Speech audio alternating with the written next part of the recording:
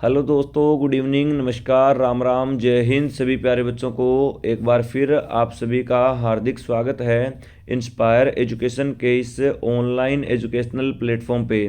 जितने भी बच्चे आर्मी के कोई भी एग्ज़ाम की तैयारी कर रहे हो, चाहे वो टीए, क्लर्क, एओसी की तैयारी करें बेटा, तो उनके लिए ये क्लास रामबाण होने वाली है, क्योंकि एग्ज़ाम में यहाँ से सारे के सारे क्वेश्चन आपको देखने को मिलेंगे। तो जितने बच्चे जुड़े हैं तो वो पीछे वाली क्लासेस ज़रूर देखें भाई, क्योंकि पीछे वाली क्लासों से चीज़ें लिंक होती चलेगी और उन्हीं से संबंधित मैं हर क्लास में प्रश्न पूछता हूँ मेरे बच्चों आपसे। तो जितने बच्चे जुड़े हैं वो टेलीग्राम को ज्वाइन करें, जहाँ पर पीडीएफ और नोट्स आपको मिल जाते हैं। उसका लिंक ऑलरेडी डिस्क्रिप्शन में दिया जा चुका है आपको, वरना आप लोग वहाँ पे सीधा सर्च कर लेना प्रवीण सुतार सर, तो टेलीग्राम आपको मिल जाएगा। चलिए साथी, आगाज़ करेंगे अपने इस बहुत ही ज़बरदस्त सेशन का, जिसमें आर्मी को ध्यान में रखते हुए मैं आपके लिए एओसी की जीके की क्लासें लेकर हर बार आ रहा हूँ। और आज हमारी एक और बेहतरीन क्लास होगी बेटा, जिसमें आज हम पढ़ेंगे प्रमुख वंश और उनके संस्थापकों के बारे में। भाई ये जो क्लास है, इसमें आज का टॉपिक देख लीजिए, आपके सामने मैंने मेंशन भी कर दिया बेटा। आज हम पढ़ेंगे दिल्ली सल्तनत में वंश हुए उनके बारे में, भारत में जितने भी वंश आए जिन्होंने भारत के अंदर राज किया उनके बारे में हम पढ़ेंगे। और बेटा उनकी राजधानियाँ कौन सी थी, बच्चों को इसमें बहुत ज़्यादा डाउट होते हैं और आज ये डाउट सारे के सारे क्लियर करने का मैं काम करने वाला हूँ। तो जितने भी मेरे साथी जुड़े हैं वो वीडियो को ज़्यादा से ज़्यादा शेयर करें बेटा। जहाँ पर आप लोग अपने व्हाट्सअप स्टेटस लगाते हो वहाँ पर मेरी एक क्लास को भी शेयर करें। और बेटा मुझे इंस्टाग्राम पर ज़रूर मेंशन करें, इंस्पायर एजुकेशन के नाम से मेरा इंस्टाग्राम है, और वहाँ पर स्टेटस लगाकर इसको ज़रूर आप लोग मेंशन करें, ताकि मुझे यूँ लगे मेरे साथी जो जुड़े हुए हैं वो मेरे लिए शिद्दत से जुड़े हुए हैं। और साथी यहाँ पर आपकी भावनाओं से किसी प्रकार का खिलवाड़ नहीं किया जाएगा। यहाँ पे एग्ज़ाम ओरिएंटेड और to the point stick data में पढ़ाने का काम करूँगा। साथ ही मेरी एक टैगलाइन है कि सीधी बात और नो बकवास। तो भाई सारी की सारी काम की बातें हम बढ़ने का काम करेंगे।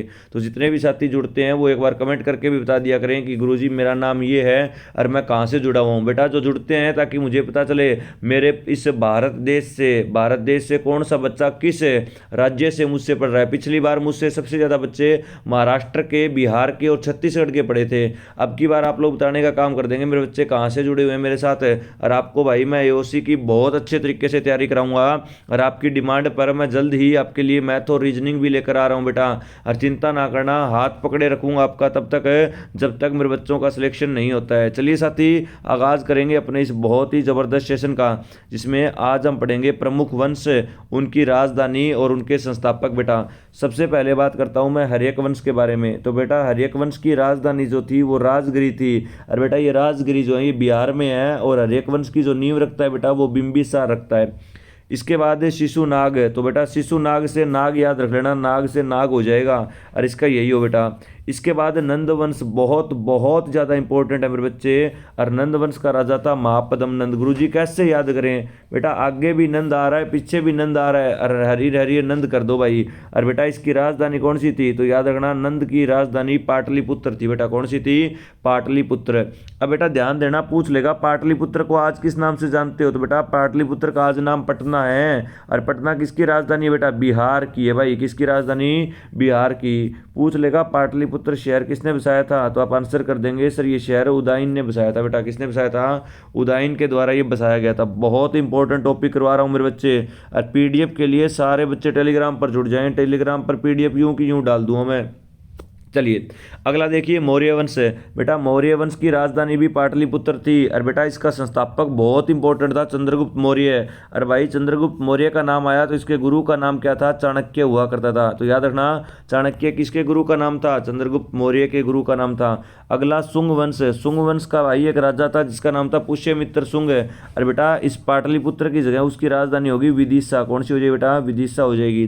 कण्व वंश का संस्थापक नहीं याद रखना, आपके एग्जाम में नहीं पूछा जाता, लेकिन बेटा गुप्त वंश का संस्थापक जरूर पूछा जाएगा। और भाई गुप्त से श्री गुप्त कर देना बेटा, गुप्त गुप्त हो गया, बस श्री लगाना, इज्जत से नाम ले लेना, श्री गुप्त। उसके बाद है वर्धन वंश। बेटा वर्धन वंश का संस्थापक पुष्यमित्र था, इतना इंपॉर्टेंट नहीं है आपके एग्जाम में बेटा, जो पूछा जाता है मैं वही करवाने का काम कर रहा हूँ। और इसके बाद ये सातवाहन वंश है, इसकी राजधानी बेटा पैठन या प्रतिष्ठान थी, और इसकी नींव सिमुक ने रखी थी। गुरुजी ये प्रतिष्ठान तो सुना ही नहीं, ये बेटा महाराष्ट्र वालों ने सुना होगा, और ये गोदावरी नदी के किनारे बसा हुआ है। चोल वंश का संस्थापक याद रखना, राजधानी मत याद रखना, विजयालय भाई बहुत बार पूछा गया।